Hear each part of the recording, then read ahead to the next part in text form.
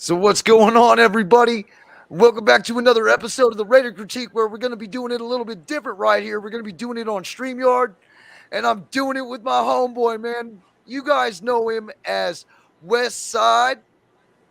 It's Raider Earn. It's How the y'all West. doing? Hey, Yes. Man. Y'all don't know what to do now. It's us two together, bro. The world coming to an end. that's what I'm talking about, man. After all the chat and everything that was going on in the Hardcore Raider Nation podcast, I had to get Earn on here to go ahead and help me do the pregame for the Broncos. So I'm gonna hop on over, and we're gonna share this screen that I got going on right here. This is our overall stats right now going into this game. Now, if you notice, man, dude, it's only been 3 weeks, bro. Derek Carr's already got 850 yards passing. So he's just under 300 a game. He's just under 300 a game. He's like 283.3. He's Yeah. averaging 7.1 yards, and he's 73 of 120, pretty much damn near 60%. His overall rating is an 85.1. He's been sacked 7 times. He's been picked off 4 times, and he has 6 touchdowns. I really say that's 3 interceptions because that one the one off of Waller's hands shouldn't have been on DC. Dude, But it is what it is. The numbers say 4, so it's 4. But I say it's 3. You know what I'm saying? Yeah, in my mind, it's 3-2 because that was just a bonehead play on Waller's part. Right. What stands out to me is only 200. Our highest receiver, or our highest receiver in terms of yards, only has 240 yards. Three games in. 3 games in, 240 yards, and it's Mac Hollins of all wide receivers. It's not Javonte Adams. Right. But if you notice, man, Devontae's got 3 touchdowns already on the year, and everybody else is either sitting at goose eggs or 1.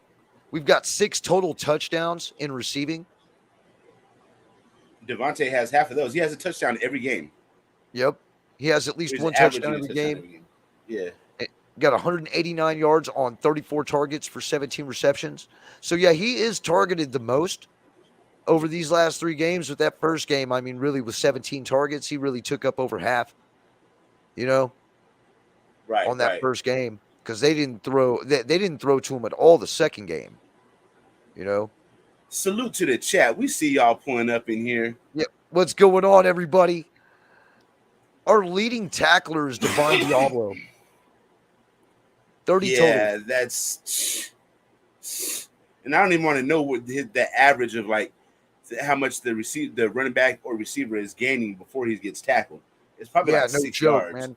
I'm sure that if I was to look around, I could find it, but I really don't want to see it. Right. It's probably terrible with yards after the catch. Jonathan Abram also is sitting at number 2 with a total of 24 tackles, and he's tied with Nate Hobbs, man. Nate Hobbs is actually out this game, which sucks. He's out with a concussion. And so is Renfro and Moreau. Yep. Both been As a ruled matter out. of fact, I mean, since we're talking about it, let's go right over here. Foster Moreau is out, man, with a knee injury. Hunter Renfro is still out for a concussion. And then the questionable guys that we got is Rockison and Sam Webb. Now, I believe Sam Webb's going to play, but I think Rockison will play too. I think Rock going to play. I think they'll both wind up playing, man. You know what I noticed on this list, though, man? Even like looking down on who's on our injured reserve. Now, I think this is updated. I don't know if this is like complete, like this is going to be the end all be all for Sunday. But what name am I not noticing on here, bro? Denzel Perryman. Yeah, and that I'm happy about. I can handle that, dude. We that means if we've got some type of middle linebacker who needs to play middle linebacker playing the position, dude, like Denzel Perryman is much needed on this team.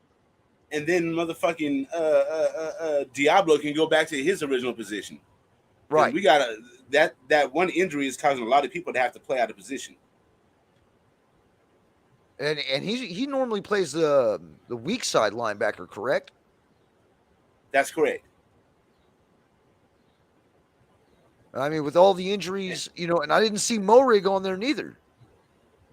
Ah, so Merrick might be coming back. Yeah, that's a good sign. Now, of course, we're looking at ESPN.com. Right. Now I'm hoping this guy right here finally shows up because he hasn't been showing up, man, at all. Who's Old that? Chandler Jones, Bruh. the I dude. think what it is, they're scheming away from him. They're scheming him to to neutralize him. So that's why it looks like he's never, ever, ever in the play. That's the only thing I can come up with to explain it. Yeah, either that or they're running away from him. Right. I mean, that's a good assumption. It also could be that his ass is old and he's just not in on any play at all. You know that what I could mean? very well be it. But I'll tell you what, man. I haven't been impressed with the way this team has played offensively or defensively the last 3 weeks. Well, at times they've been impressive. At times they've been impressive, but with a roster like this, man, we should be beasting all over everybody. Now, I can say that, the costly mistakes have not been on our quarterback, regardless on what everybody wants to think the last 2 weeks. Mm-hmm. Those costly mistakes have happened by wide receivers. People not being on the same page. And people not Tight being end. on the same page underneath this coaching scheme that's going on here. But I'm hoping that with any type of luck, McDaniels is going to finally grow some nuts and beat his old team that he wound up taking to the playoffs with Tim Tebow. Yo, Denver's defense is top 10 in every category. I mean, overall, I think they were like number 2. It's like we're not gonna just walk through this team. Everybody's like, oh, if we don't beat, I just seen a comment in here a little bit ago. If we don't beat Denver this week, I'm gonna punch a baby in the face. Well, you better get your gloves. Get your gloves ready, bro. It's coming. Yeah, because it's coming. Well, as a matter of fact, let's hop on right back over here since we're talking about the fucking donkeys.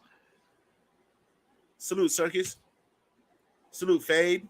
Rob, Anthony, Raider Roo, we see y'all. Hey, Raider Roo, what's up, man? I ain't seen you in a minute. All right, dude. Russell Wilson's got 743 yards passing. He's 63 of 106 with a 59.4 completion percentage, 743 yards, averaging 7 yards. Sounds kind of like somebody, doesn't it? 247 yards a game, so he's not throwing as much as Derek Carr.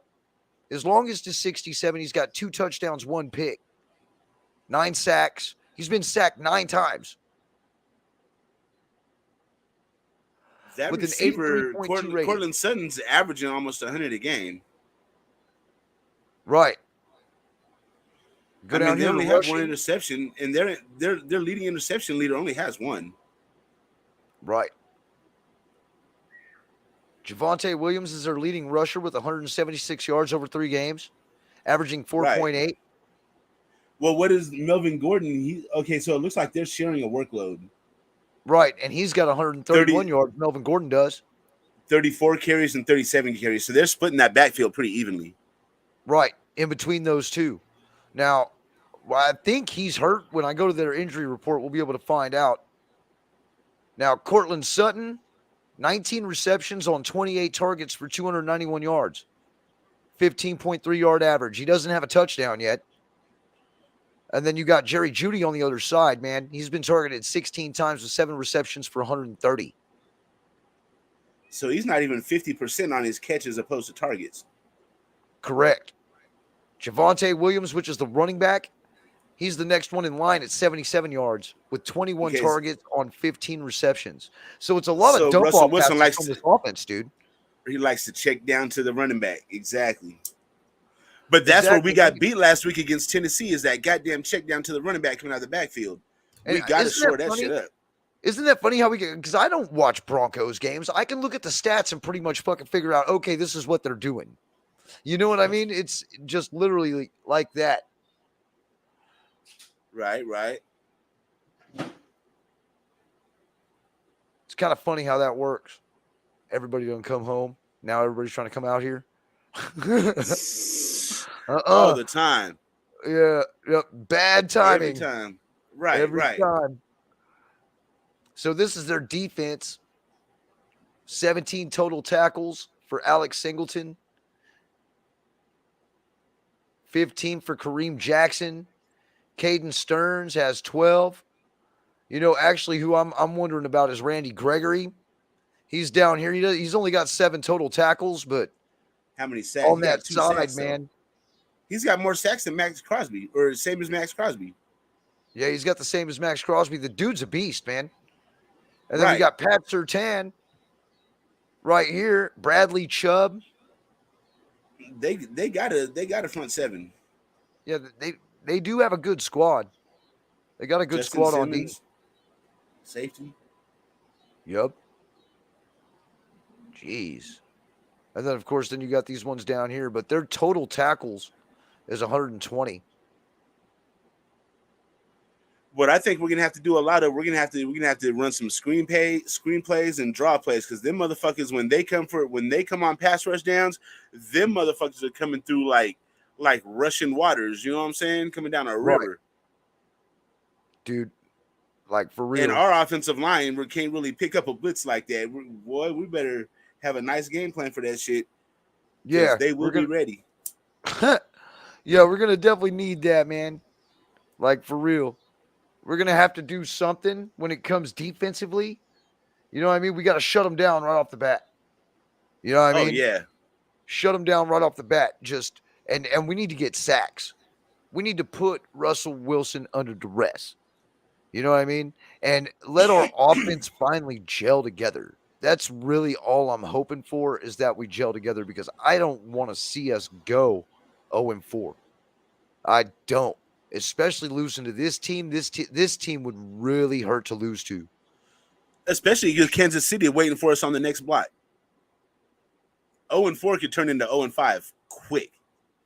Yeah. Man, salute to the chat, man. We got my moderator in here, man, Robert Pena. And then we got Anthony Estrada, Raider Rue, Herman Munster, Circus Raider, Fade. Man. Oh, the homies. Got all the homies in here, man. I haven't seen Raider Rue in a minute, dude. I would actually listen to his podcast on Spotify. And I wonder, hey, Raider Rue, man, when are you going to be bringing that back, dude?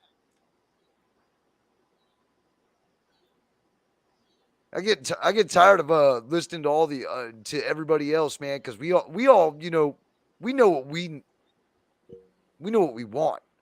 We all just want to win. We all have different ideas. You know what I mean? But I don't think our problem is anything to do with, I think it has a lot to do with leadership, but I think that has to come with the damn coach, you know? It starts at the top. Starts at the top. The coach obviously don't know what the fuck he's doing, which is crazy, because he's been under Bill Belichick for 15, 20 years? You should know what the hell you're doing, dude. Yeah, bro. You should know what the hell you're doing, man. Especially coming from the regime that you came from. You know? And it doesn't look like he knows what the hell he's doing at all. With these weird ass trick plays that we were doing. You know, one of them worked, 1 out of 2, but that first one looked completely out of sync. I don't even care if they work, bro. Stop running that shit. That shit is not sustainable. That's not something we can rely on when we're 3rd and 17 and we need a big play. And that seems to be when they want to run this shit. Like, you know, like, bro, what are you guys doing out here? I'm a Madden offensive coordinator, and I know not to run that shit. Yeah. Because it takes too long to develop when your players are not accustomed to running plays like that. You know, and it doesn't matter how many times you rep it in practice unless you do it live with pads on.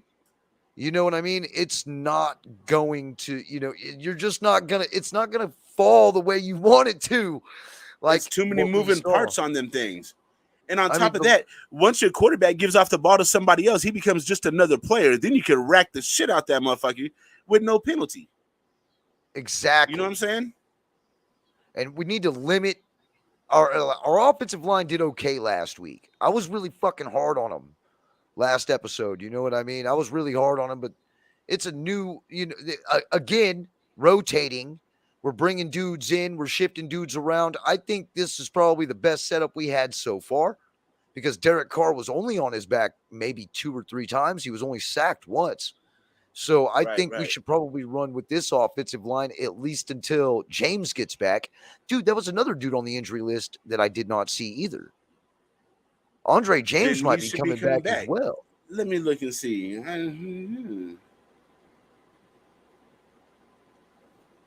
Interesting. Yeah, if he comes back, dude, then we'll be straight.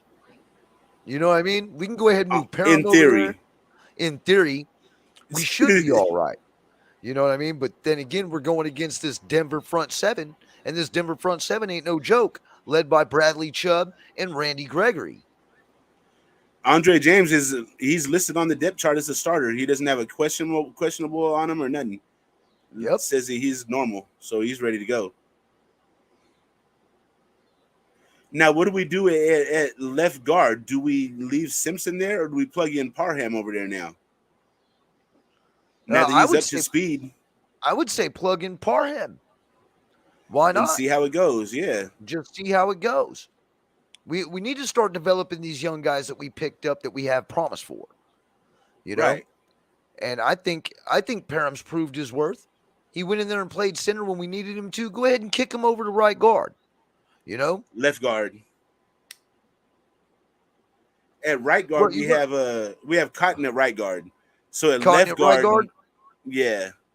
But then we have motherfucking Illuminor listed as a starting right tackle with Justin Heron behind him and Thayer Munford behind him. Well, what about Alex Bars?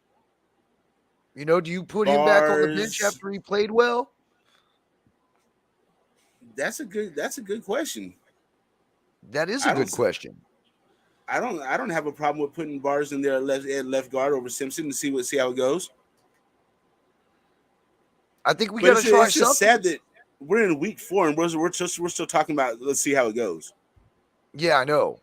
With a roster like this. Right. You know what I'm saying? This is the best roster I've seen since I was doing YouTube back in 2009. You know what I mean? And we're fucking 0-3.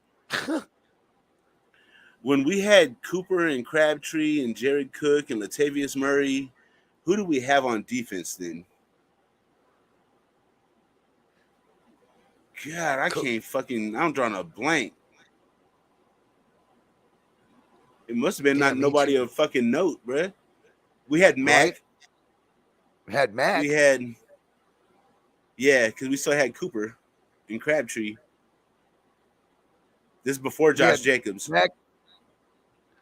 Who else do we have? See? Mac all the way down. That was pretty much it. Raiders roster. Let's see if there's anybody else of note that I smoke a lot of weed, so I don't be remembering a lot of shit.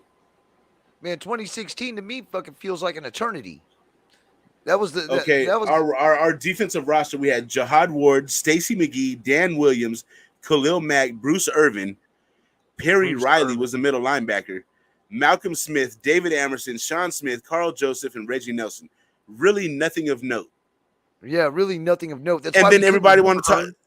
And that's why we couldn't really – that's why the offense had to carry the team the whole fucking year. Yeah. Literally. Listen at these defensive ends. Jahad Ward. Khalil Mack. Khalil Mack was dope, but like Khalil Mack wasn't a full-time defensive end. We was having it with sometimes, 2-point stance and sometimes 3-point stance. Jahad Ward that year registered 0 sacks, 0 interceptions, and 1 fumble recovered. Your starting left defensive end. Starting left defensive tackle Stacy McGee registered 2.5 sacks. That's it. Dan Williams, the right defensive tackle, had a 0.5 sack. Wow. Khalil Mack had 11 sacks, interception, and 3 fumbles recovered. He was the defense. He was. Bruce Irvin had 7 sacks. Reggie Nelson had 5 picks. Malcolm Smith had a pick. Sean Smith had 2. Carl Joseph had 1. David Amerson had 2. Bro, Khalil Mack was the defense.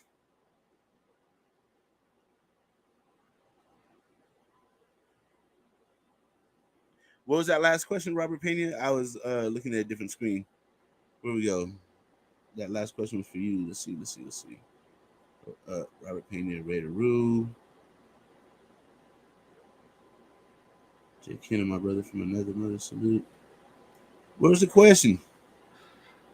Which one? I'm looking. We had Mac and a bunch of scrubs.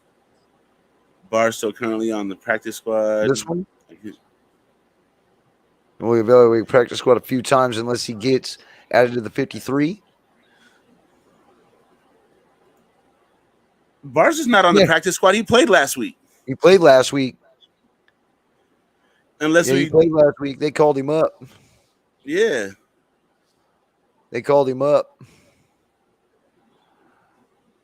They damn sure did. I don't know what the question was, though. I didn't see no question. Me neither. I was looking to see. Yeah, best roster since 2002. Damn right, man. What's your question, Robert Penny? Ask it again. I get to it. Yep. Ask it again. Jack Kinney in here. What's up, Jack?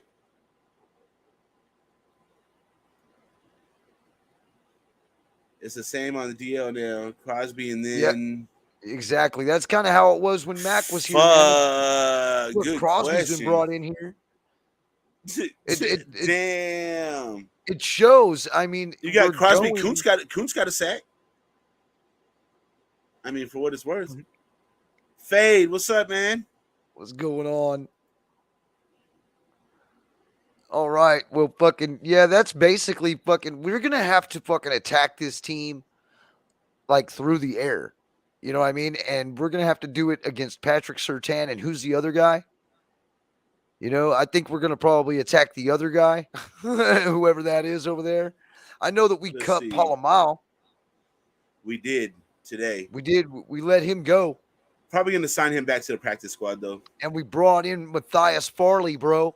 I heard about that. Pat Surtain and Josie Jewell. No, that's a right linebacker. Hold on. Ronald Darby.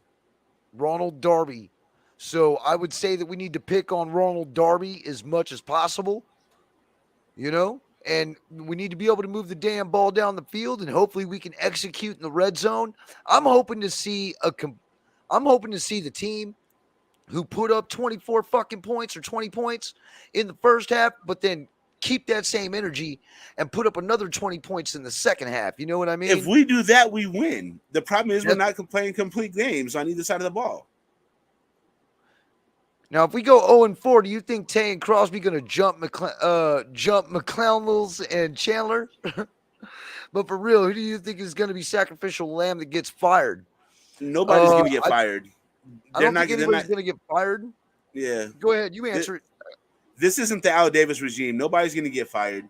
They're going to stick this out for about 3 years to really, really let these guys build this team in, you know, like in the way that they want to build it. You know what I mean?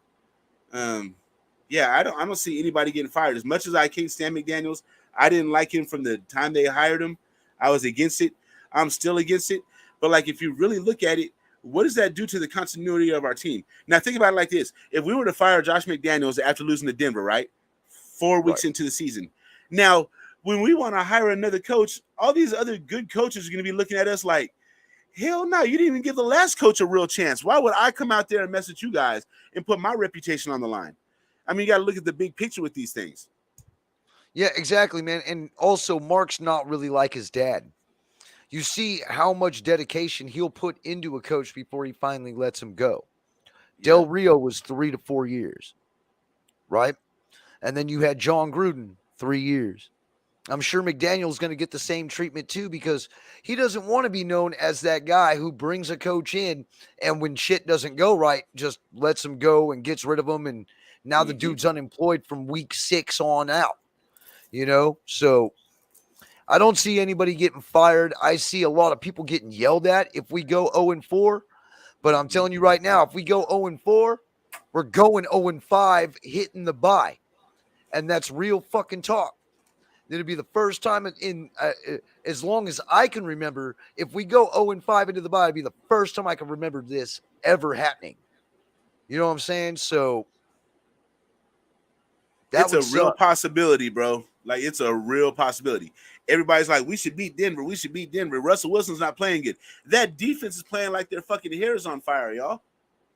I know that they've only played motherfucking, who have they played? Seattle. They played the 49ers and somebody else. But, bro, that defense is legit. Let's not bullshit. Yeah, here, I'll look it up right now.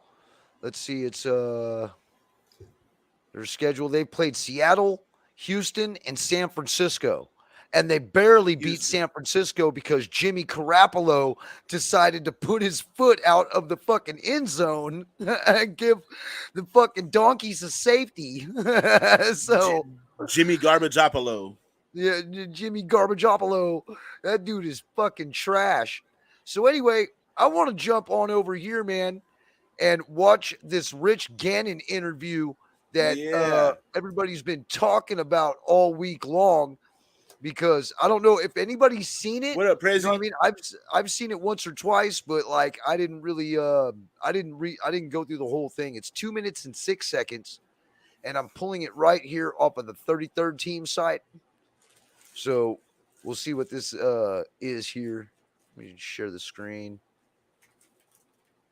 Where am I at here? I'm not used to StreamYard, man, at all. It takes a little bit of getting used to, but it's pretty cool. Let's see, I'm going to stop that screen and then add a new one. And then it wants you to do all these extra things. It's like, oh, hey, you gotta hit this button, but you can actually stop it. All right, is it sharing it now? So you're talking about Stu, and was wondering what's the difference between this offense and why it's so complex to others. Here we go. What's the difference between this offense? Well, what's going on with my Las Vegas Raiders? I covered all of their games in the preseason, had a really good sense of who they were as a football team. And what I'm seeing now is some of the same things that I saw in the preseason. I think offensively, you have to start with the issues they have up front. They are not playing well along the offensive line. They just made a trade with the Patriots last week for a right tackle. That's never a good thing a couple weeks into the season. But Carr is a quarterback that needs a good, firm pocket, and he hasn't gotten that in the offensive line, has grossly underperformed. The running game with Josh Jacobs and the rest of the backs, another group that hasn't provided a lot of production and consistency. And again, turnovers continue to be a problem. But yesterday, against the Tennessee Titans, they really missed Hunter Renfrow. The Raiders were just 1 of 12 on third down. So third down continues to jump up and bite them. But you look at the Raiders for the first 3 weeks of the season, they had opportunities offensively. Had a chance against the Chargers week 1. Second week of the season against the Arizona Cardinals, they didn't show up in the second half. And then defensively, they gave up 2 touchdowns and 2 two-point conversions in the final 10 minutes of the game. And even yesterday against the Tennessee Titans, they had an opportunity late to convert a 2-point play to tie that game. They weren't able to get it done. Defensively, the same issues we saw last year from this group. Their inability to get pressure on the quarterback. Just 2 sacks so far this season through 3 games. That's why they went out and got Chandler Jones, and he's not making enough plays. And then the other issue they're having defensively, they were one of the worst teams in football in 2021 at creating negative plays. The takeaways. And again, that's an issue with this football team. They're just not getting their hands on enough footballs, and that's a huge problem, and it will be an issue if they can't get it fixed this weekend at home against the Denver Broncos.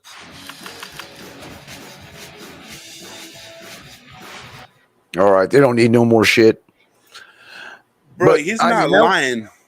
He's not. But that wasn't even a bad one. You know what I mean? From everything they were talking about before, like how, like he totally lit into this team, like that they weren't, like they're garbage.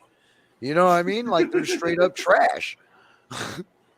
So that was kind of like the condensed version of him being nice about it.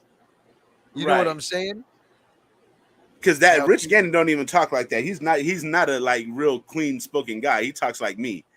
John Gruden used to call him his Philly cab driver because of the way he talks. Yep. And he was the only one to stand up to Gruden and be like, nah, fuck you. We're going to do this. You know what I mean? And if it's one thing I'm going to knock Derek Carr for, it's not sitting there looking at McDaniels when he calls a stupid fucking play and not checking out of it. Go, now, fuck you. What? No, we're going to run It's this. his first year under that coach, bro. He doesn't have that leash yet. He doesn't have that rapport with him yet. Yeah, I know. But the issue is that they gave him a pretty good deal. You know what I mean? I'm pretty sure that if he starts butting heads with a coach who obviously is not getting it, because that's what I'm seeing. I know what Derek Carr can do. I've sat there and watched him for 9 years. That dude is the comeback kid. Normally, if he knows the playbook, he can get his happy ass right back in there, dude, and get us back in the game. We've seen him do it time and time again. Exactly, but we're not seeing him do it this time because why? Because he doesn't know the system? Eric, I see you. We're going to go ahead and put that one up on there. We ain't going to talk about him no more. We're going to talk about this shitty-ass offensive line, though, and how many changes we're going to make, and it's going to make it a whole hell of a lot better on him, plus the running game, to where we can finally break over 100 yards this game, man. I don't understand how these people are out here talking about, well, Derek Carr, if you look at the numbers, he has, he averages 4.1 seconds per drop back to throw. Man, I don't give a fuck about your numbers. I know what the fuck I'm watching when I'm watching the game, bruh. I don't care where they're skewing these numbers from or getting this bullshit information, but there is no way that he's getting four seconds every time they pass. I know what I'm seeing. Right. And so am I, man. He still crosses the eye test. Some of the passes might be a little behind. You know what I'm saying? But all that is a timing issue because maybe he doesn't know which way he's really supposed to go, like who's his first read supposed to be. And it should be Javonte the whole damn time anyway. You shouldn't even have to fucking think on that one. That's, Well, I don't know. The defenses, they're bracketing Javonte in different ways. They're tripling them.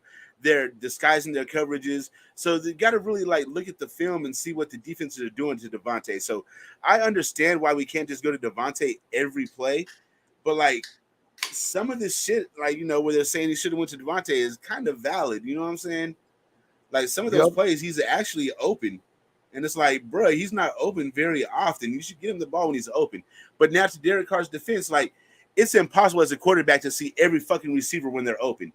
You're looking at, there's a wide field that you have to scan all the way across, and you have to do your scans like this. You know what I'm saying? So I don't know. Right. With the whole shit, I just don't know. I couldn't play the position. You know what I'm saying? Not at all. Not at that level. Not with as fast as those dudes are coming at you. And when you have an offensive line who is basically playing fucking Matador, Bruh, they might as well be in Spain and Barcelona doing the fucking running of the bulls and shit. Yeah, dude, because they ain't blocking shit. They're letting people right on by. Everybody besides Colton Miller. So I mean, you see when we looked at his even stats, Colton Miller, bro. Yeah, and even Colton Miller. I mean, they're getting his ass killed. Now I don't know on whether the offensive line's just not catching this scheme, this terminology of McDaniels, or not. But it seems like that there is a miss at every position when it comes to speaking about this team. There's a miscommunication. Yep. Waller ain't been shit. Waller ain't safe either. Yeah, bro. Fucking talk that, man.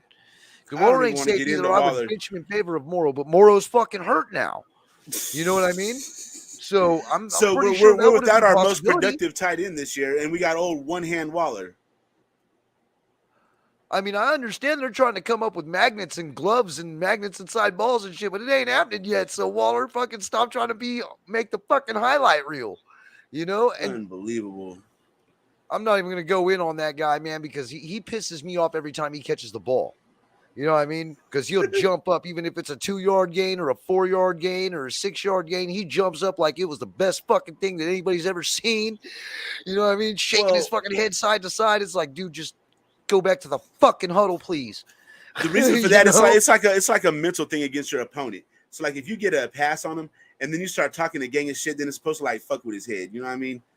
That's the best reason I can figure why they do it. Yeah, but I mean, they do it on every fucking play. You know what I mean? It's like damn near every play. You know who was bad at that shit was Anquan Bolden for the 49ers. This motherfucker get a 3-yard pass and he's over here dancing and shit. I'm like, dude, you're doing the Dougie over the 3-yard pass, homie. Yep. Dion too. Dion's last interception when he was a Baltimore Raven, he went dancing up the fucking sideline for 20 seconds.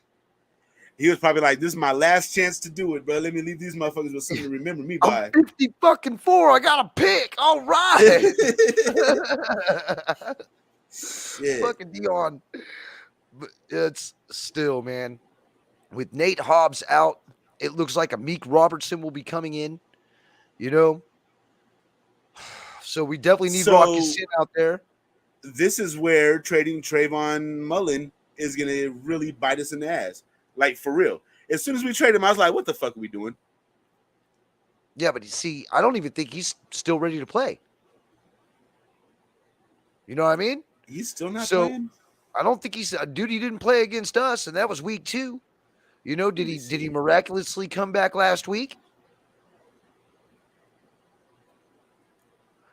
I think That's either way, crazy. that guy's days were numbered, man. But we should have. No, he's healthy now. He's healthy now? He's second string for the Cardinals, their left cornerback behind Byron Murphy. You know, I was always iffy on that fucking decision too, bro. I didn't understand why we would get rid of Trayvon Mullen when he was so close to being healthy. And he's a solid number 2, potentially with the ceiling of number 1. Right. Exactly. Like, he came onto the damn scene. Nobody really knew who he was, and he showed out and earned that damn starting position. You know what I mean? Yeah. And did a damn good job. Yeah, he was real handsy. He would get some penalties on him, but more often than not, he would get to the ball before the receiver would, you know, and knock that shit down. And for as many PBUs as he had, I'll take the couple pass interference, illegal hands. When you're knocking down 7 fucking passes a game, I'll take, 1 or 2 of them is illegal hands. We'll live with that. Well, that's why I worry about this coaching regime, man, because in all these iffy moves we've done, none of them have seemed to have panned out. Nothing. You know, not even the Yannick move. Not even the Yannick move, and that shit bothers me, bro. But the good thing we got Rock out of that though. So I don't know how we, you know what I mean. But who do you think was better, Rock or Casey? Casey. I think Casey was better too. You know, that was another thing that I was fucking talking about too. Why did we get rid of why did we let Casey Hayward walk? You know, because he's a Gus Bradley guy. This is what I'm hearing. This is not my theory, but this is what I've heard. Because he's a Gus Bradley guy, and he's not going to play good in any other system but Gus Bradley's system. Now, that's not me saying it, but this is what the word around the campfire. I mean, and yeah, that was probably the first move I scratched my head on to Al's ghost. Alec Ingold being released. I like Alec Ingold, bro. And I liked him, man. He was a good dude. That guy fucking came through in the clutch so many times for us. But now, have we looked at game film on this Jacob dude? Have we looked at game film? Because it looks like he's like when he's in and we run the ball, Josh Jacobs is turning out 9 yards. But now we also got to look at, is that more on Josh making shit happen, or is it like the hole being blown open for him? You know, maybe it's a little bit of both. Maybe, you know, but then again, it's got to be consistent. You know, we can't go out there, score 20 points, and then fucking punt the ball 5 out of 7 times in the second half. Only getting, a field goal out of the deal? And a turnover on the other? You know, these are mental mistakes that we're going through. We're actually just like fucking Eric says, man, we didn't fucking lose to these teams. We beat ourselves. We kept shooting ourselves in the foot over and over and over again. I just hope we don't do it this fucking week because it's Denver week, dude. We can't afford to lose this game. Now, if we win this game, hey, that's a little bit of momentum going into Kansas City. But if we lose this game at home, yeah, it's going to be a long season.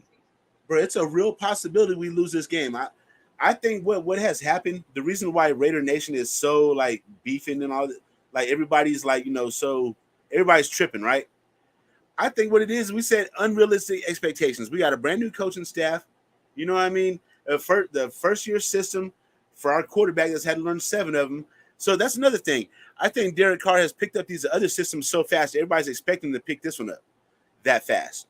You know what I'm saying? But this one seems like it's a little bit more complicated. Yeah, dude. You got players that are only at training camp half the fucking time. You're bringing in a brand new Javonte. I don't think Javonte is a problem though, because I feel like he should be able to pick this shit up pretty fast. He's an all-pro receiver. He's the best in the game. Like, you feel me? Sorry. Right. I don't have no problem with Javonte, man. Waller, I'm still questionable about. I wouldn't have gave Waller all that damn money. You know what I mean? No. Because not yet. I mean, we still had time on his contract to really work him through. You know what I mean? Maybe he would have played harder if he wouldn't have got that money yet. And know that he was getting a guaranteed contract.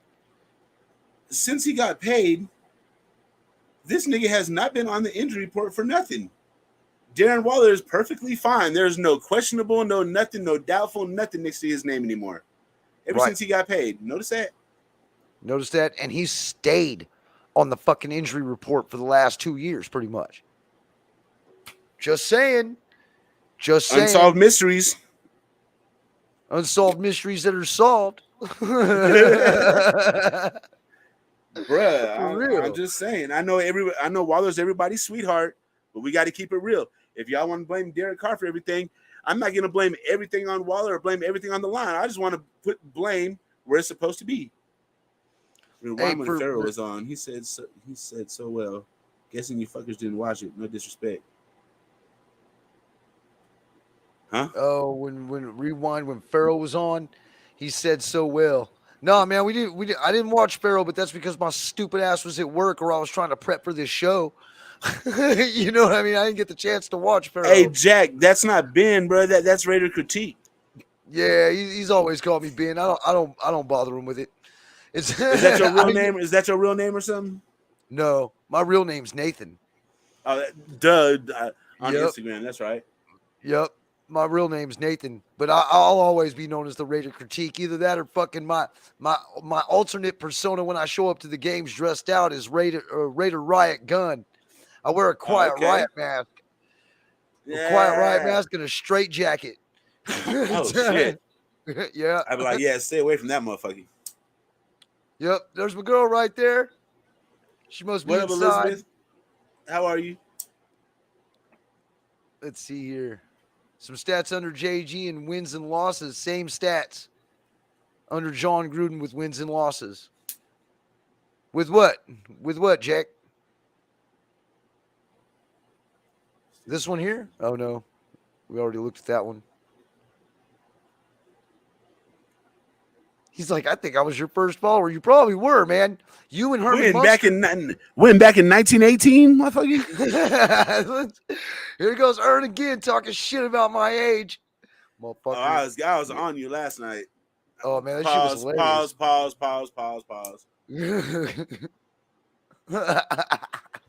That did not come out the way I meant to say it.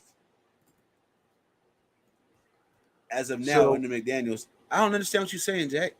So what? That it's the same as under John Gruden? Well, John Gruden went 3-0 last year before he got canned, right? Or no, we lost 2. He went 3-2 before he got canned. So 0-3, 3-2. It's really not the same, not yet. But you know, we got to get some wins first, man, for him to even approach what John Gruden has done. I thought the last 2 or 3 years under John Gruden, we started out fast. Remember, because we started out fast and everybody's getting pumped up, and then we collapsed every fucking year. So we started fast under Gruden. We always started fast, but we yeah. We'd always time to fall play apart. Cleveland over Chandler, bro. That it's some truth in there. Where there's smoke, there's fire. Cleveland's playing better than Chandler. Yeah, we got to find something to do. Is there a way we could stack both of them on the same side or something? You know what I mean? And let Chandler eat up that offensive tackle block and let Cleveland be on the outside, or let Cleveland eat up that offensive tackle and let Chandler come free on the outside. There's got to be some kind of way that we can scheme that. Yeah, you would think so, right? Or at least fucking play more of Kuntz. You know, Kuntz doesn't get much burn either. What the fuck? He's making shit happen. I would go with the hot hand. Yeah, Why me you too, going man. back with Chandler Jones just because he got experience? Right? Experience with what? 9 quarterback hurries and what? No sacks? I'm good. Right. You know what I mean? We paid that dude all this fucking money and brought in fucking and got rid of Yannick Ngakoue, which was fucking stupid. You know what I'm saying? Yannick did an excellent job for us last year. We could have fucking pulled something and done something else to get Rock Ya-Sin, but we should have kept Yannick here. Chandler Jones has been an absolute disappointment. The guy is he's not what he used to be, that's for sure. So if he shows up this game, I'll be surprised, but I think it's going to be a lot more of the same, bro. The indication we should have known Chandler Jones was washed up was last year when he started off with that first game. He had 4 fucking sacks, and he finished with 8. That should have been somewhat of a red flag. Like, bro, maybe that was just a flash in the pan that one game. Maybe just that had that one offensive tackle's number. You know what I'm saying?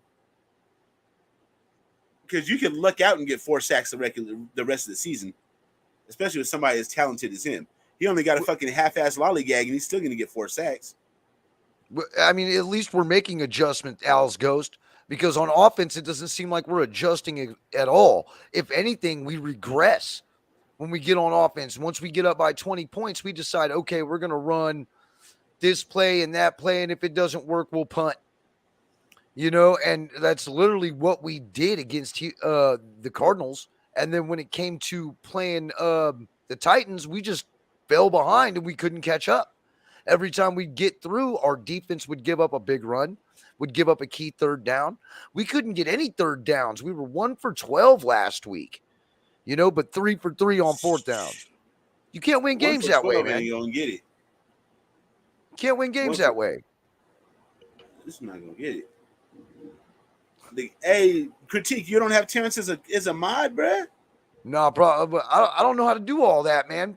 I do it if they comment after the live is over.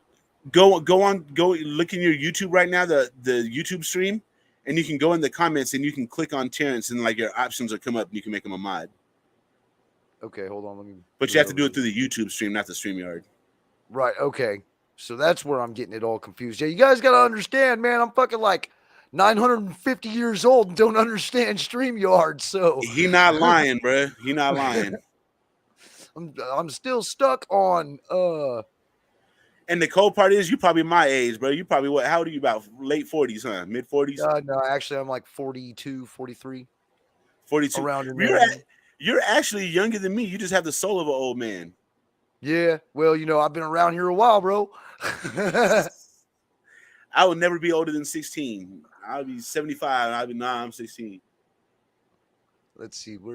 All right. Well, I'm in there now. There he is. Terrence. You got it? Make him a mod. Yep. There you go. All right. There you go, Terrence. You're in.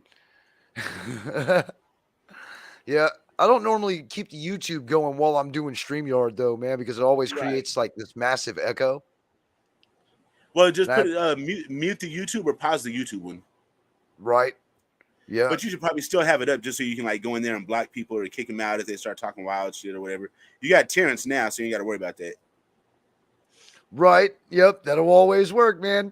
Terrence is the fucking king of moderators. But yes, indeed. I can honestly say that the first moderator in here was Jack Kenna and Robert Pena. I went ahead and added them.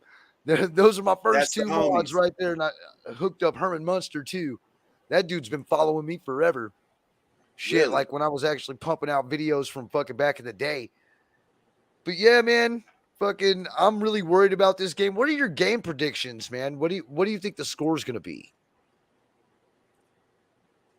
So I'm doing something different this week. Every week I've been saying Raiders 27, other team 17. We're going to win by 10. I'm not dropping no score predictions this week. I'm just not going to do it. I'm going to try something different. I'm going to try to bring some different energy to my team. I'm going to say we're going to have a good game. Derek Carr is going to throw for – you got to remember, this is a top 5 defense. Derek Carr is going to go for 320. Josh Jake is going to run for 75 and 2.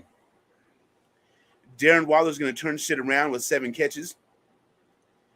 Javonte continues to be bracketed, and Javonte has 5 catches. Matt Collins has a red zone touchdown. That's the best predictions I can give you. So no scores, huh? No I'm not going to scores. give scores because I want to change the energy of what I've been doing. You know what I mean? And see if it works. Well, I can tell you this, man. You're more optimistic than I am because I don't foresee us beating the Denver Broncos. I foresee us losing to the Denver Broncos. But I'd say 14-10. I really don't think that we'll get it together. They do have a top 5 defense. They probably will shut us down as soon as they figure out exactly what McDaniels is trying to run. Now, unless we get a hot start, you know what I mean? If we can get a hot start, then we can get a jump on this team. Then, you know, we can blow that score prediction right out of the water. But let's just be real, man. Denver's got a good defense. They just don't have a very good offense.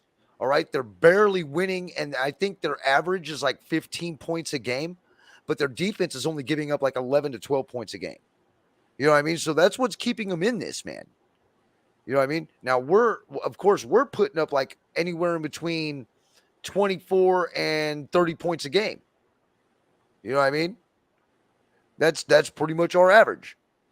But our defense is giving up. Tennessee, we played San Diego, and we played Arizona. Are any of those any good defense? No. Well, San Diego. Well, this LA is going to be the best defense that we played. Possibly. So where's LA's we're really going to defense see. at? Let's look. Because LA's defense is pretty damn good with Mack and Bosa. And then, of course, they got J.C. Jackson, but we didn't play against J.C. Jackson, you know? Yeah. We played against Asante Samuel Jr., who wound up getting the fucking game-winning pick. Okay, let's look at team, regular season, more NFL teams. No, I want to look at, like, all NFL teams. Shit. Okay, let me try something else. Give me a second. That's pretty much it. Carr can't throw picks, and Renfro doesn't need to fumble. But we don't have to worry about Renfro this week because he's still out on concussion protocol. He won't be back this week. So that means we're going to be doing another plug and play at the wide receiver position. More than likely, it'll be Keelan Cole again.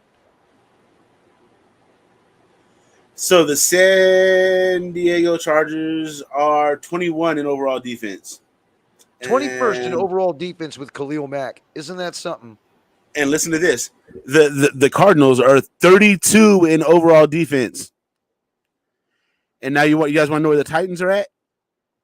They're 30 in overall defense. We have not played a top 10 defense. We've not played a top 20 defense. And then we have not played a top 10 defense. And we are going to be playing the number 3 defense in the league. I'm not trying to be pessimistic. I just want to keep this shit in perspective. Exactly. So we're going against a top 10 defense? They're number 3. They're top 5 defense, man. They're number 3. All right. This team is who we're going up against. This is really going to show where our offense is.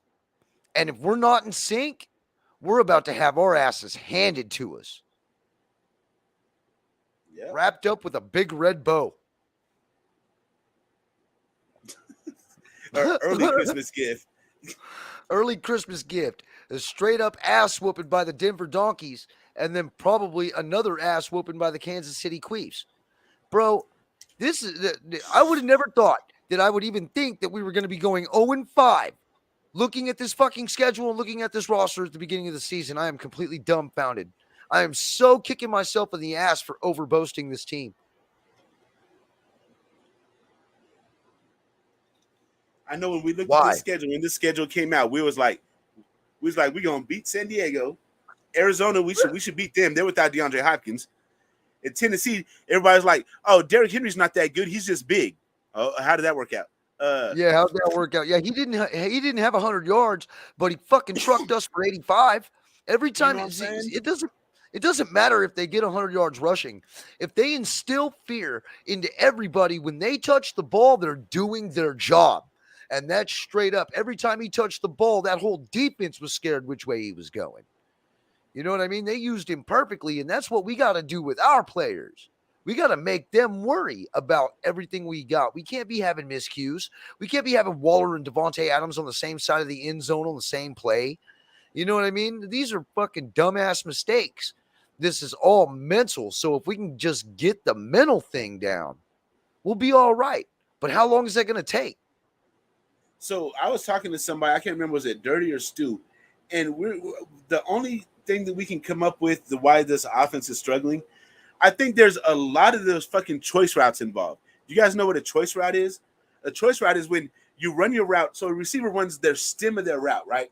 So they're always going to run that little part that goes forward. Now, when they get to the top of that stem, then they can break it off and run a slant. They can continue to run straight, or they can curl. They can do different things at the top of that stem. Now, what they do at the top of the stem depends on how they're being played defensively. I think what Derek Carr is seeing with the defensive matchup and what the receiver is seeing with the defensive matchup is not aligning. So Derek Carr's throwing it to one spot because he feels like that's where it's going to be open, and the receiver's not seeing that same thing, so he's running to a different spot. So that's why it looks like Derek Carr is like, what the fuck are you throwing to? I think that's the reason that it looks like that, and that's the only explanation that I can come up with for it. Right, man. And I mean, if you don't understand, it's really just growing pains. You know what I mean? And I think that we've been losing so much for so long that that we've always been the patient ones. You know what I'm saying? We've always been the real patient fans. We're like, yeah, next year. I think we're all tired of saying fucking next year, man. We're fucking ready now. We've been ready. You know, we're not a team that's ready though. Well, no, because they're not playing together. We got holes. We got holes at offensive line and defensive tackle. And depth at middle linebacker on top of that. Yeah, as a matter of fact, man, I think Hankins went down with an injury earlier this week. So hopefully he's not going to be 100%. He'll still be playing, but he's not going to be 100%. You know what I mean? So, I mean, like it's going to definitely be an uphill battle. I mean, what this team needs to do is it needs to bring out that same tenacity that it had last season. Because that's what it's going to take to turn this season around. That sense of desperation. Yes. And we haven't, by the way, with this coaching staff, we don't show any sense of urgency, even with fucking 5 to 10 minutes or 2 minutes left in the game. None. We're nonchalantly walking up to the line of scrimmage. How many delay of game calls did we have last week? One is too many, but I think we'll see at least 2. It was at least 2 to 3 of delay of game calls. And I mean, fucking straight up, bro, like you can't do that and expect to win the game, especially in the later minutes of the game. Come on. Or you're having a hard time getting the play in because Derek Carr doesn't understand the terminology. Come on, make that shit more simple. You know what I mean? Simplify that shit. What's the problem? And the thing with Javonte Adams, man, when he played in Green Bay, a lot of the damn time he was out there playing schoolyard ball. He was running whatever fucking route he wanted to, getting open, and fucking Aaron Rodgers was hitting him open, dude. You know what I mean? Give them that opportunity to do some shit like that. I think the only reason that that's not happening is because DC doesn't have the time to wait for Javonte to read what Javonte is going to do. It's like snap, throw. It's that quick. You know what I mean? It has to be because he's got. Yeah, if not, he's going to get gobbled up. He's going to get the 4 knocked off his jersey. Yeah, that's it. He's going to be pulling the grass out of his face mask. You know what I mean? And having to get up and fucking hopefully not, be hurting too bad to be able to go ahead and continue on with the next play. Where literally it's probably going to fucking happen again. This offensive line's not very good. As a matter of fact, I think we were ranked number 30 in offensive line play. I'm sure you got that stat too, don't you? What's our offensive line ranked? NFL offensive line. I don't know what criteria they're going to use, but let's see. Well, I was listening to Locked On Raiders earlier today. I think he said 30th, dude. NFL offensive line rankings 2022. Let's see. Cleveland, number 1. Where is the Las Vegas Raiders? We are number 25 with a score of 24. The top line is Cleveland. They have a score of 94. I don't know what they're using to come up with these numbers for this score, but they're graded at a 94. The Eagles are at 89. The Chiefs are at 89. The Lions are at 83. We are a 24. The only teams we're better than are the Vikings with the 23, Seahawks 23, Titans 19, Texans 11, Steelers 10, Falcons 8, and Bears 7. There you go. You guys want to jump in? I can have up to 6.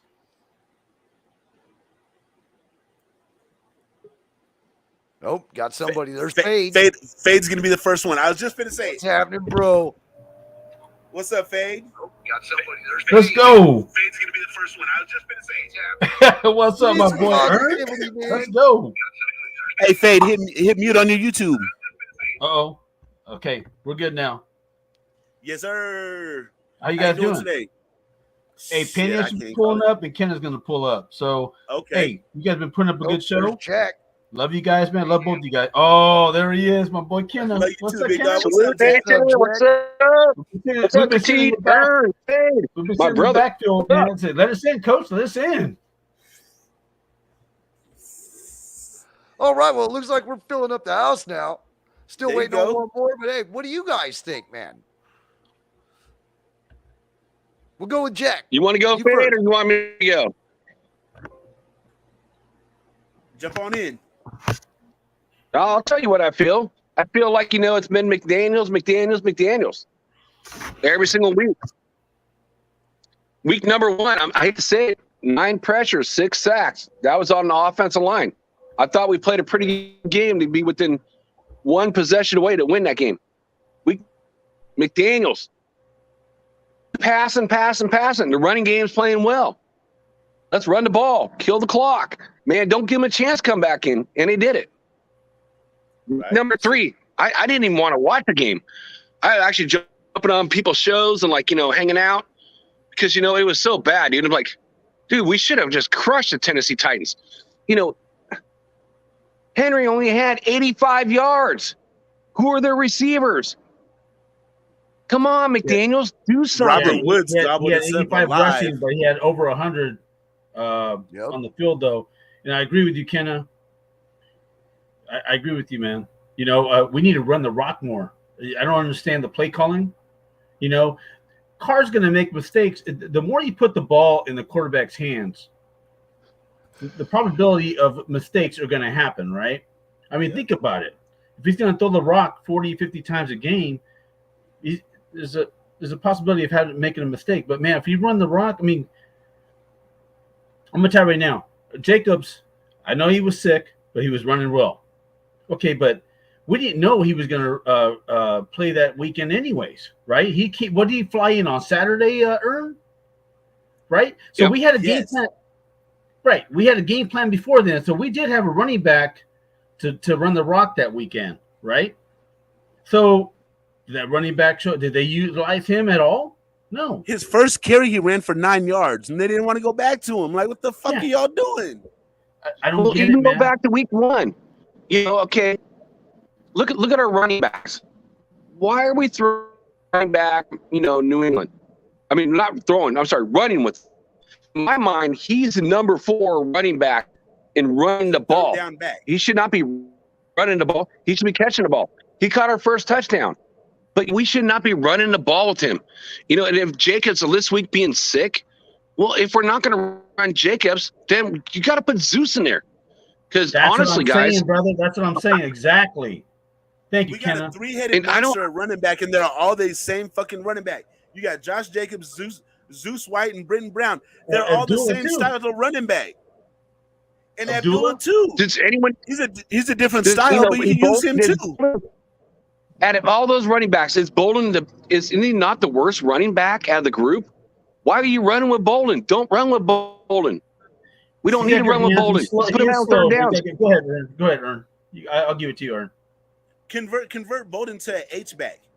You know what I mean? Where you not like a actual running back that runs up the middle, like somebody or what do they call it? I know in like Pee Wee football they call it an H-back, but like a wing back. You know what I mean? Where you can move him out to tight end. You can move him to fullback. You can have him just do a whole bunch of different things. Why do we have him as the primary running back behind the quarterback? It don't make no sense. You're in a single back set with Bolden behind the quarterback. And then on top of that, to make it worse, then you take him and you motion him out to wide receiver. So now everybody and their mama can tell that you're gonna throw the ball. The running threat is gone. I don't understand the shit. Yeah, exactly. You know what I mean? I'm sorry, go ahead, sir. The play calling's been absolute dog shit. Even when we get up, dude, why in the hell are we running 3 pass plays when we're 3 yards away from the target line for Daniel Carlson to kick the field goal to win the game? Yeah. These are just like the big things that stick out with me. What's going on, Rap? Nice to see you, man. What's up, Raphael? Yo. That's Rob Heyman. Okay. Yes, I'm me, Ralph Heyman, Ralph Mysterio, but right now I'm stuck at home because right now they just hit the Hurricane Ian in South Carolina, in North Carolina, so I'm prepared for the worst right there. Stay safe, man. Stay safe, I heard it tore up Sultan down there, ripped down his fence, ripped up all of his neighbors' roofs and shit, man. That was a badass storm. Yeah. I'm glad they're all right out there, man. Shout out to Sultan and everybody out there, man. Prayers to all y'all in Florida going through all that in South Carolina and North Carolina. Yeah, good shout out, Ralph. Good shout out. Hey, did you guys see Raid the Tape? Be safe, guys. Be safe if you're on the East Coast. Definitely. Did you guys see Raid the Tape show today? I did not. What did he have to say? He had a trivia question. He said, name the last time the Raiders had a top 10 scoring red zone offense. And I was sitting here rolling a blunt, and I was like, you know what? I think it was 2017. So I go ahead and put in 2017. Bro, I ended up winning the fucking hat. He had a giveaway for it and everything. So I ended up winning the shit. Nice. Raid the Tape with them fresh-ass Raid hats. Yeah. Oh, you won the Raid hat? Yeah. I'm jealous, brother. That hat's fucking fire, bro. That hat's fire. That R? Yeah. Nice. You guys know that Raid's a local guy with me. So I've been like pushing him every time on the show. I'm like, dude, get your gray hats in order, get one, and put one aside for me. I'm still trying to, make a place for me, Raid. I met up with Cujo and OG show and Captain Jack show. There's an old school player out there at Ed Winchell. It's NorCal guys. I'm trying to hook it up, guys. I'm trying to hook it up to get a bunch of us together. Yep. For sure. Where telling us what to do again. Hey, OG, I will calm the fuck down after we fucking win a game, dude. Hey, OG, how's that dynasty going, OG? But we need a W, bro. I asked him that the other day, Ern. I asked him that the other day. Go, OG, you still think we're gonna have a dynasty, bro? Yeah. What's up with that dynasty, OG? Hey, stay safe out there, OG. Hey, I hope he's right, though. I hope he's right, though, brother. I hope he's right. I hope he's right, too, but this shit ain't looking good right now. Nah, it ain't looking good right now, but shit, we've seen worse. Well, actually, no, we haven't. I mean, well, we haven't seen worse as of lately, so, hey, if you're new to this, welcome to the Raiders. This is what we go through, baby. Hey, extra salute to my boy OG. Come on, what are we going on, brother? Los Pendejos. Pendejos, Fade, you're a part of that, brother. Yes, sir. Yeah. Calm down. We've been the most patient fan base for the last 20 years. Right. But we also have to understand that this is a first-year regime, and we got holes all over the place where I can't reiterate this shit enough. We have a hole at middle linebacker depth. Motherfuckers. Yeah. Okay. What's up, Mr. Dynasty? My brother, what's up? First of all, Daniel. You know it's getting serious. Glad to see you, brother. Serious when they pull their glasses down and look at you. You be like, "Oh shit, I was just fucking with you." Hey, let me explain something to you. Get you on camera, OG. We got you out. Explain something to you, fucking clowns. Okay. Do not provoke me. 1, 2. Let me explain something to you. we got this many fucking stars on a team and you can't fucking win. Maybe we got the wrong goddamn coach. We got this many fucking that could very superstars. well be the case. We got this many fucking superstars on a team and you can't win. You're the wrong fucking guy. But OG, We are a are we dynasty delusional? team. No, we are a dynasty Are team. we delusional to think Darren Waller's a superstar and that Hunter Renfro's a superstar? Are we delusional? Let me know when you're done with your bullshit. I think we're delusional. We're a delusional ass fan base, bro. We knew goddamn well we weren't gonna win no fucking Super Bowl this year. We've got superstars Darren Waller on a is goddamn. Darren Waller is not that fucking good. Let's keep it a buck. Hey, Blah, speak for blah, yourself, Ern. I thought we were going to the damn Super Bowl. I still think we Hey, should. OG, take the platform, bro. Go ahead, say what you got to say, OG. Critique, I'm raising my hand. Can I answer that? These fucking guys.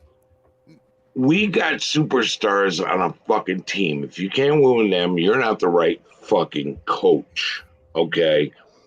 This team is a goddamn dynasty team. Now, either he's doing his New England bullshit of sacrifice September for the rest of the season, blah, blah, blah, let us hope. Or he just sucks as a fucking head coach and we got the wrong goddamn guy in position. See, I agree. Getting away from the run in the second half, throwing to a guy who held out, ankle or a hamstring problem or whatever. We have taken something really awesome and fucked it up. Period. This guy McDaniels is not the answer. He's the problem. Getting away from the run in the second half, everything else. It should be a fucking dynasty team. And somebody done fucked up. Okay? Point blank, period. This is a fucking dynasty team that either the leadership has failed. Well, yeah, that's it. The leadership has failed. You think McDaniels could turn it around, though? You think turn it around? Because he's fucking better for his own goddamn sake. It's only 3 games in. This you can get to We've only lost. I mean, come on. Every game's been what? Less than 5 points. Davis. What was the last guy we had? 3-0 right now. His last name was something Allen. Eric Allen. Dennis Allen. Dennis Allen. He went 0-4. He didn't have a Gruden contract, and his ass got canned. That was Al Davis, not Mark Davis. No, agree. Dennis Allen has enough shit sense anyway, so that was a good, Do you think anything is fucking different here? Yes. Raider Ray, salute, brother. Love you. Mm-hmm. Hey, so, OG. guys, let me jump in. We have an actual You got this many fucking superstars on your fucking team, and you can't win? OG, you have got this goddamn many superstars on your team. You don't win. I agree with you with that part, OG. But I'm saying this is the organization is structured different now. We have a GM that over the head coach. We have a president over the GM, and then the owner over that, and an owner that's basically stepping away and letting the president and the GM run the shit. Yes, but the owner. OG, I have one question for you, OG. Listen to me, man. The you remember Mike Shanahan? Owner. OG, Mike Shanahan. He was a Raider coach, right? We let him go. What happened after that? Denver. He went to the Broncos and won how many Super Bowls? 2 or 3. You can't cut them early, man. The owner has done the same goddamn thing twice in a row and hasn't learned shit. Got a winning coach, but I'm going to go get me this superstar, get rid of Joe Rio, and get John Gruden. And then I'm going to get rid of Rich Bisaccia, who was winning games, and get this fucking superstar. The problem is Mark Davis. Now, he's done it twice in a row and fucked this team. Now, you got this fucking situation Well, we got the superstar coach who can't win games with fucking superstars again. Get your shit together or get the fuck out. It's like this. Either wins and looks like a world beater, or we're going to be playing the game of who's our new interim head coach. I'm telling you right now, you got this many fucking superstars on a team and you can't win, you suck. That's it. In a nutshell, man. I want to thank everybody for stopping in, man. I want to shout out the chat right quick. We got 3-time in here. Eric, Terrence, man, I'm surprised you didn't jump in here, Terrence. We got Raider Ray, man. Eric, you should be doing the homework, bruh. Elizabeth McDonald, ABC, easy as 1, 2, 3. Circus Raider. I mean, we got 10 people in here right now, man. Everybody hit that like button, that subscribe button if you're not subscribed already. And I want to thank all y'all for stopping in, man. I want to get final game predictions from all of you before I leave. And please, let's try not to talk over each other. You know, nobody can hear. So, but OG, I love your points, man. I agree with you completely. What do you think right off the bat? Who do you think is going to be the game changer in this game? And what's your final score going to be? My final score is the Raiders are going to look like world beaters, and Josh McDaniels saves his goddamn job because the goddamn Broncos ain't beat us in 2 years. We need to go out there and smoke these fuckers by a high score, or we are going to be doing the whole goddamn thing about, well, who's going to be our interim head coach because Josh McDaniel ain't it. He's not the man. Our team has too many fucking superstars to lose these goddamn games. What do you got, Raph? What is going to be your final score prediction? Who's going to be your game changer? The final score is going to be Raiders 27, Broncos 10. And for me, the game changer is going to be Mike Hollins. Because all through this performance last game against Tennessee Titans, he got a whole lot of lever about the Raiders. And Mike Hollins is going to be completely out of control with his game change performance right here. And I will say this, the first year is going to be tough because I agree with OG. We have so many superstars right here on the team of the Raiders. We got Max Crosby. We got Javonte Adams. We got Derek Carr. We got Mike Hollins. Anybody else. But I was just saying about it. If Josh McDaniels could make a lot of difference between for the Broncos game, if they win, I agree. But if they lose against the Broncos, it's going to be like, hey, man, it's time for a new interim coach right here, because the last time we had our interim coach was Rich Biscaccia, but some people don't see it like a coach material right here. But I will see a lot of performance right here for these superstars like Nate Hobbs and, of course, Mike Hollins. But I agree with that. Raiders going to win against Broncos 27 and Broncos 10. So that's my prediction. All right, Jack, what do you think, man? What's going to be your final score prediction, and who's going to be the X factor? Guys, it's going to be a close one.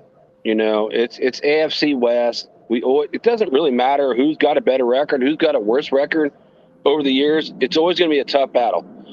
Man, besides, being a NorCal guy, disliking the 49ers, the Broncos is my number one hated team. It is going to be a gut-wrenching game. I got us going 17-14. Pulling out a squeaky win. This defense, like Ern said earlier, this is no joke, dude. It's the number 3 ranked defense in the league.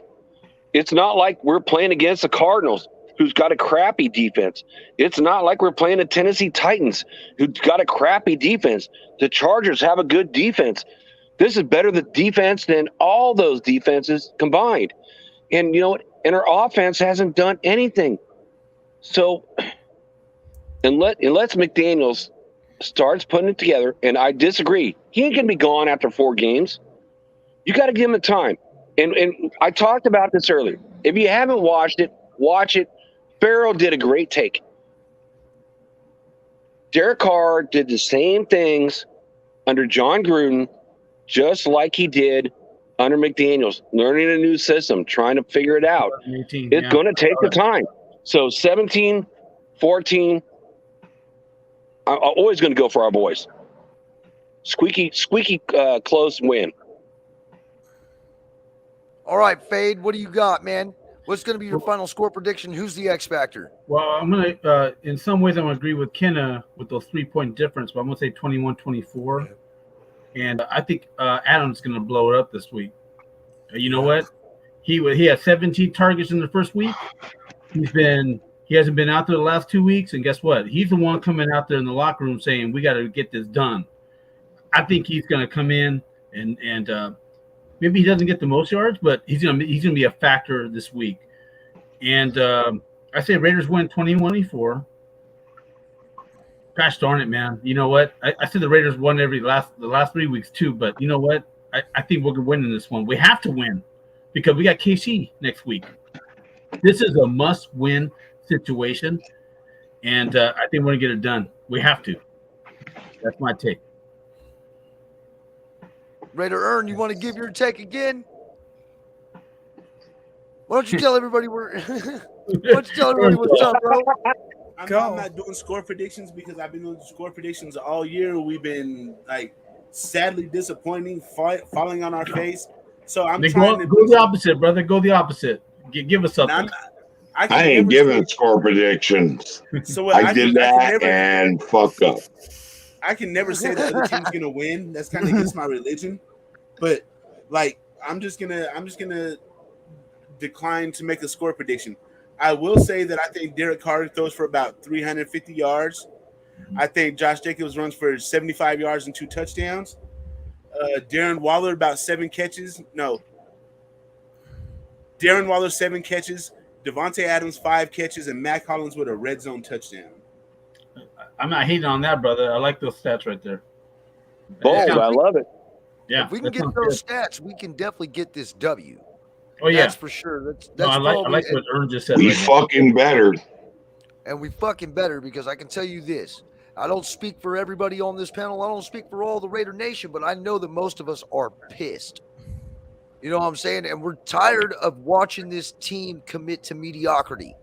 Whatever the problem is, they really do need to fix it. Josh McDaniels, you really need to get your play calling and your scheme and your team up to the line of scrimmage as fast as possible. Run a no-huddle offense for once. Do something to change it up instead of what you're doing now, which is pretty much looking like this number one offense is what it should be, just absolute dumpster fire. And no more fucking stunt plays. This is bullshit. Yes. Thank you. Thank you for saying that shit. No more stunt plays. Keep the run in the game in the fucking third and fourth quarter and get your fucking head out of your ass, you fucking douche. Exactly. Stop fucking letting this damn head coaching position and all this damn money inflate your head the size of a fucking hot air balloon. Get your head in the game, make the right play calls, use your players to their strengths. Stop trying to mold them to your certain scheme. You know what I'm saying? Stop. Use the goddamn running backs in committee and stop doing the goddamn offensive line in committee, you fucking moron. We all agree on that, man. You know, and that's the crazy thing. You know, football fans, we understand. You don't rotate your offensive line. If anything, those should be your solid positions. Everybody on that line has to have the continuity with one another. Yeah, figure it the fuck out. Rotate the D-line, not the offensive line. Run the running back guy by committee and not the goddamn offensive line. Fucking retard. Yo, I think it should be Kuntz time, Black Raider. It should be, but it's probably not going to be. Yeah, bring Malcolm Kuntz, and we fucked up. We overpaid Chandler Jones.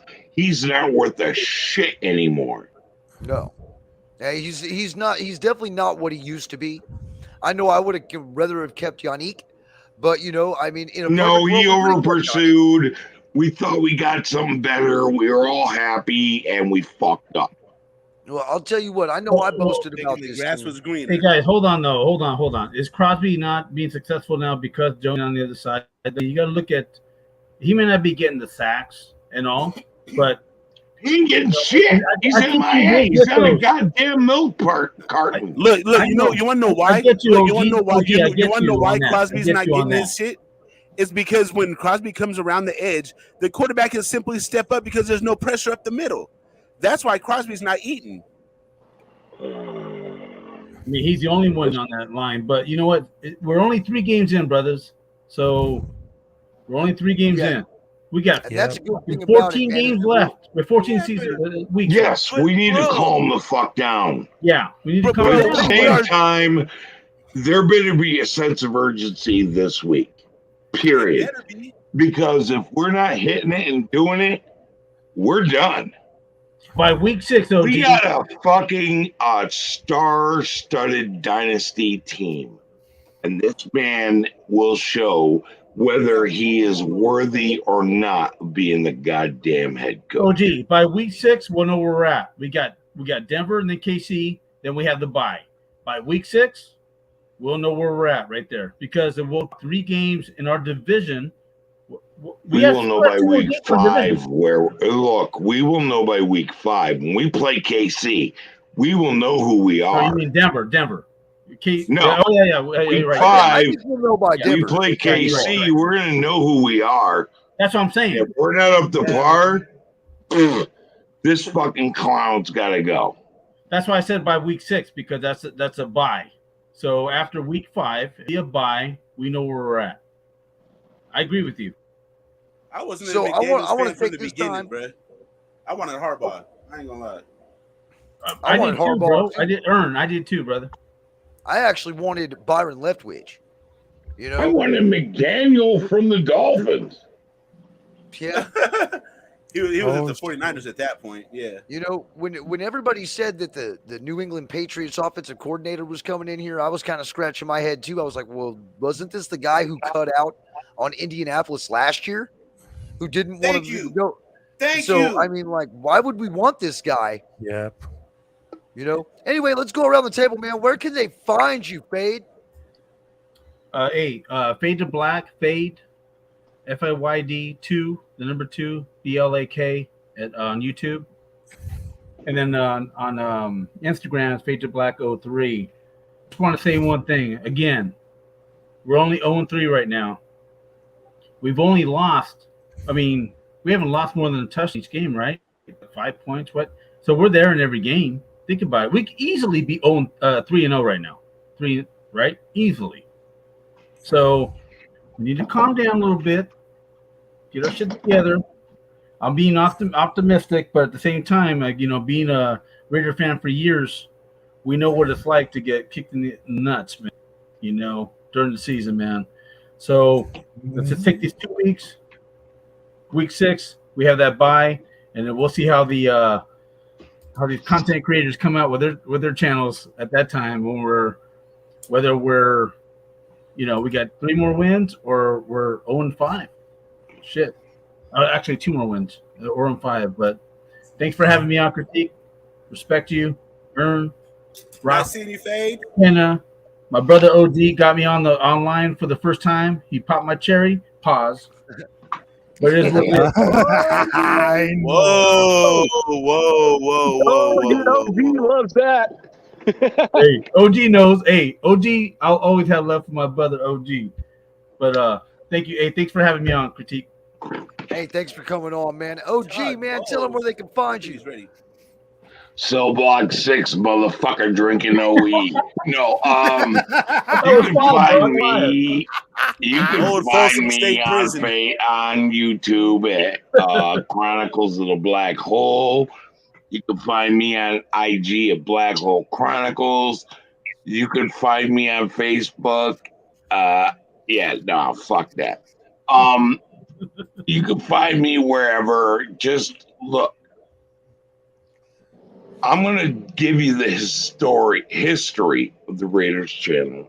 I don't have much to contribute, but like Willie Brown said, you need to know our history. I'm gonna go live probably later on because I'm so fucking pissed off with what's going on here. But that's where you find me. If you like the history of the Raiders, I got you. If you like the old times you need to know about, I got you. If you wanted to learn about what's going on today, I'm probably going to piss you off because I'm fucking as frustrated as you are.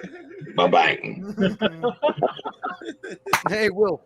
Hey, man, where's my mods at, man? Put his channel in the comments. Put his channel in the comments so we can all go to his live later. If you ain't subscribed to him already, then you don't know what you're missing, man. That is OG Jack Daniels for Chronicles of the Black Hole. Raph, man, why don't you tell them where to find you? Oh, they're gonna find me on YouTube as Rafael Chacin, on Twitter or Instagram as @Capitan Rafucho. I repeat, @Capitan Rafucho. And oh, fuck it, I forgot what I just say it. But also you can find me on YouTube. You can watch all the server. Guilty as a play, guilty as charged, but yes. but also you can find me on YouTube as Rafael Chacin, on Twitter or Instagram as Capitan Rafucho. And of course, I didn't have a live stream because of the Hurricane Ian right here, but I just wanted to say it. Salute to everybody else and the Raiders content creators right here. Fade to Black, Raider Critique, Raider Earn, OG Daniel, and of course Jack. Raider Nation for life, motherfuckers. So don't mess with us. Be safe, Rob. Be safe out there with that hurricane, brother. Okay, for sure. Dude. Be safe out there, bro. Jack, man, tell them where to find you, my friend. Well, Critique, you know this, brother. As I think I'm the first one, you and I, on your show when I think you had like 10 people on. I think I was the first one.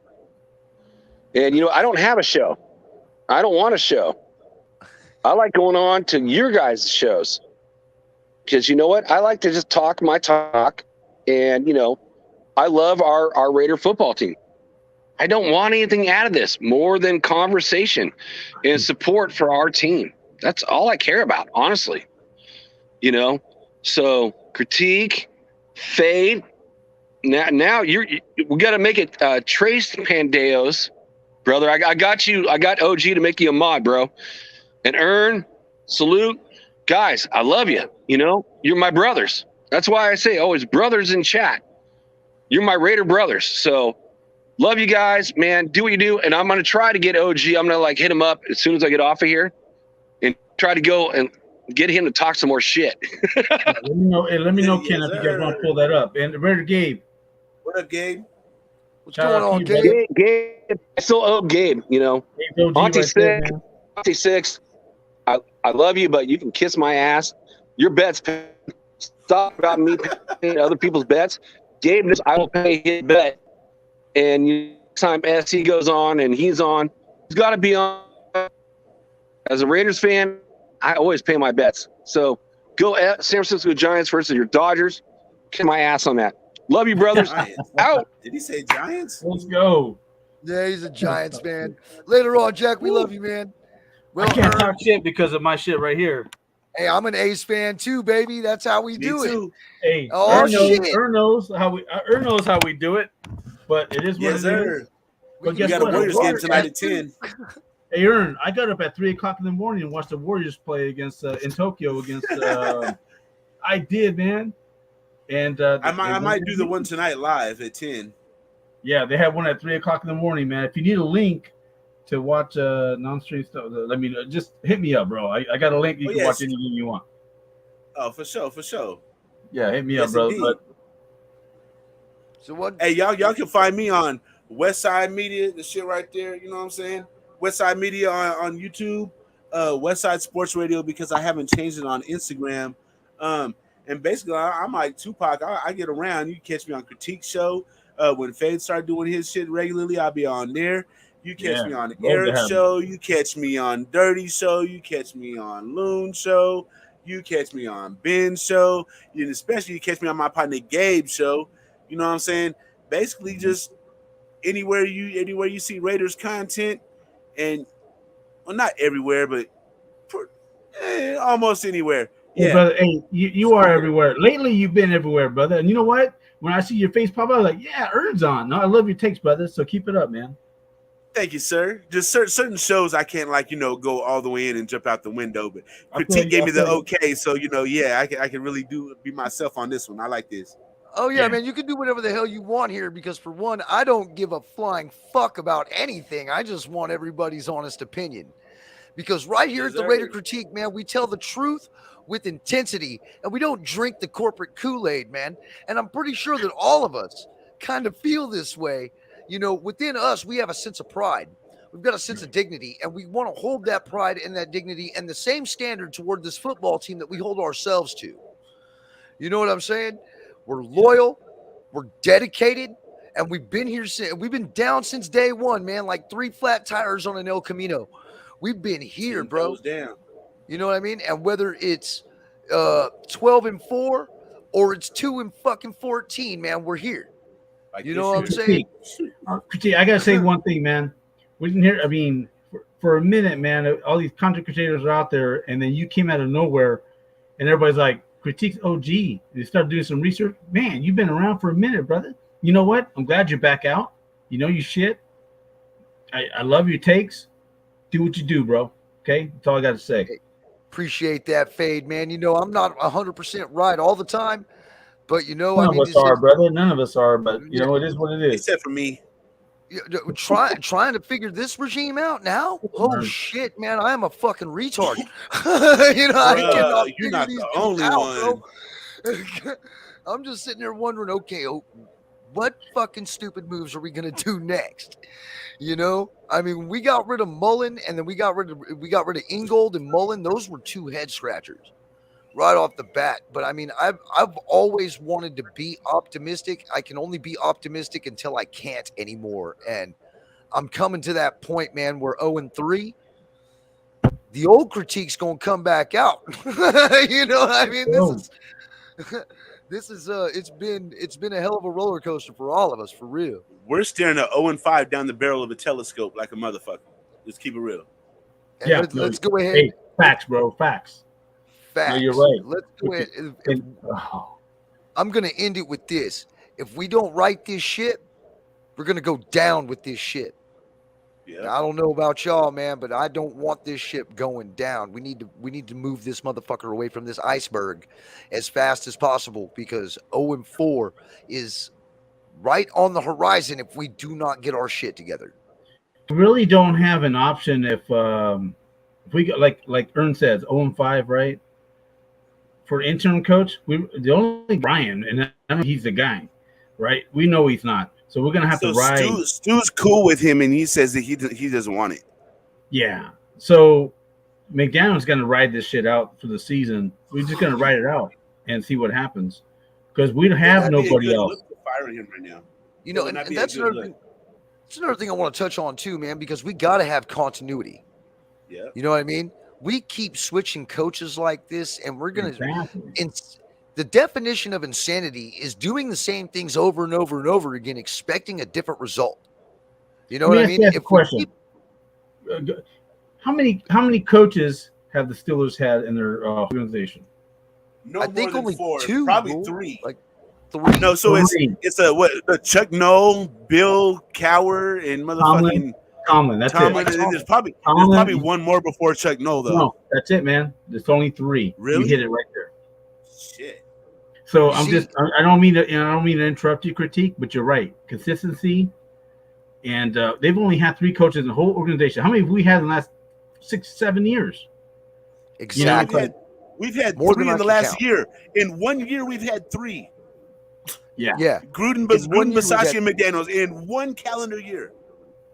Yeah, I'm going to let that sink in because we got to have that continuity. I mean, regardless of whether we want the coach gone or not, don't really think it's a good idea until we really know what's going on with it. Maybe this team will just turn it around, and it's really the only thing we can hope for, Yeah. So anyway, I want to thank everybody for stopping in at the Raider Critique, man. This is the first StreamYard live version that I've actually done as the host of a show and not, mirroring the Hardcore Raider Nation podcast, which, by the way, it will be coming back soon.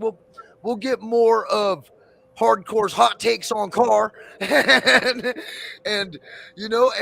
maybe this time I'll have Ern on the show with me when it comes in, because to where I can have me some good backup. Hey, both you guys have good takes. You guys be a good team. I like both your takes. You guys would be a good team. Yeah, it reminds me of Skip Bayless and Shannon Sharp when it comes down to it most of the time. You should hear some of the conversations we have when the camera's not rolling. Right. He becomes Stephen A. Smith then, huh? Yeah. Hey, it's fun to argue with Hardcore because he does have good takes. He's got good points, and he thinks on the other side of the spectrum. One thing that I was always for when I started this channel not only was to be able to mingle with every single one of you, because living in Texas, there was hardly any Raider fans. You know what I mean? But I also wanted somebody to get on here when I'm fucking acting irrational, when I'm acting delusional. I want somebody to come in and change my mind, man, kind of ease my pain, because at times, man, this team, I mean, I don't grow my facial hair out anymore. You know why? That shit's gray as fuck. I'm only 42, dude. And this Raiders team is about 75% of my problem, man, because we just can't win. You know? The other 25 is just straight up life and luck. It's just how it works. But I can honestly say that I am mature enough now to where I am growing the silver part of my uniform. Yeah, I will admit, critique. I will admit though, when I first jumped on that show that you put out there with Hardcore Raider, at first I wasn't feeling it. I know Ern was. A few of us were out like, we thought it was your show, right? Like, who's this guy? But towards the end, man, he had some good takes, and I started to realize that you guys came through way back in the day, though. You guys were. Let me explain a little bit about Hardcore, man. Me and Hardcore go way back. You know, I mean, we go back to the Just Win Baby podcast with Raider Ben. Yeah. You know what I mean? Raider Ben too? Yeah, we were with Raider nice. Ben for a while. I like Ben, man. Ben's cool. Yeah. Hardcore started the Hardcore channel, the Hardcore Raider channel, and started off the Hardcore Raider Nation podcast, and I helped him build it along with Grimy Raider Dave and Watts Raider. You know what I mean? Oh, so, wow.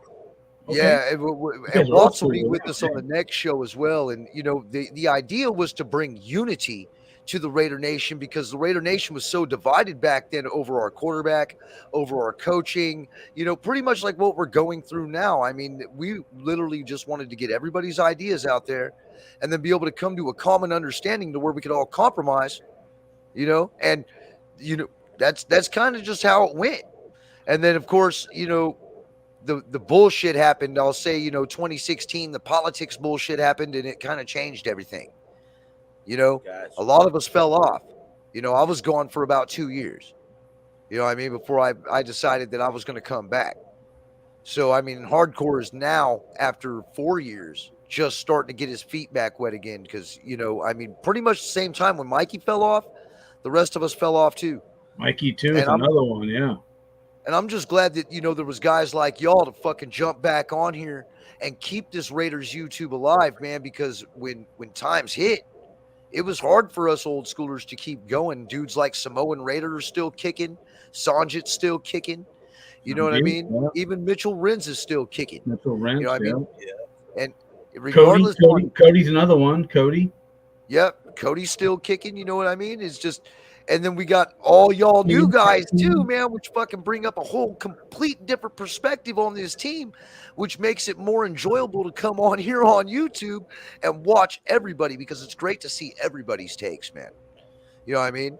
So we definitely are going to get you guys in on the Hardcore Raider Nation podcast. I just got to find out a time and when they're going to jump on, you know what I mean? But we definitely need some balanced on that channel, bro, because Derek Carr gets a lot of fucking hate on that channel, and I would like to help him out, dude. And I don't blame Hardcore for doing that, bro. He's got a lot of, he has a question when it comes to leadership, and if you listen to his takes, he's got a point. You know what I'm saying? So it's like, but there are other aspects where it's like, bro, you're fucking crazy. You know like, everything can't be Derek Carr's fault. I understand giving him the blame for the shit that he's responsible for, but everything can't be his fault. No, well, it can't, man. Especially when your numbers are stellar, and the only turnover he's not the one dropping the ball. He's not the one that they're not running the ball much. I mean, I totally agree with Ern on that. You can't blame him on all that, man.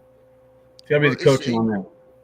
Hey, we had so many opportunities to win that game, and we just didn't. Whether it was drop passes, bad reads, bad play calling, we've got to right the shit, man. Miscommunication, man. Communication rules the nation. That's why we get up here and we do this. You know what I mean? And by the way, even when it comes to texting and chatting and whatnot, we might not be able to read emotions through text or chat, but at least we're able to interact. You know what I'm saying? So, I mean, that's a lot more than what I could ever have asked for. You know what I mean? When I started, bro, there was like maybe 6 of us. And trying to get everybody together was crazy. Damn, 6, huh? Mikey never showed up to anywhere, and he still don't. You know what I mean? That's Mikey comes on Mikey time. You know what I mean? So it is what it is. I love the guy to death, but he's a hard dude to get a hold of. I mean, fucking after 13 years of being on here, dude, I did my first live with him on his show, and it was 2 weeks ago. Damn. Who's that, bro? Mikey Raider. No way. 2 weeks ago? That's it? Yeah, 2 weeks ago. No way. Yeah. Is it on YouTube right now? Yeah, it's on there on YouTube. It was his last that he did before this one that he's doing now. Because I think he's on live right now. Yeah, because I know he got kicked off for a minute, right? Something happened and he was off, and he was on like he was off for a while. I don't know why, but yeah, he got back on. Yeah, well, if I can ever get him on a live, I'll let him explain his story, man. But that's going to be on his time. You know what I mean? Right. So anyway, we appreciate all y'all for stopping in, man. And remember, just like we always say, it's Raider Nation for life. Let's get this win, baby. Let's beat the shit out of these donkeys.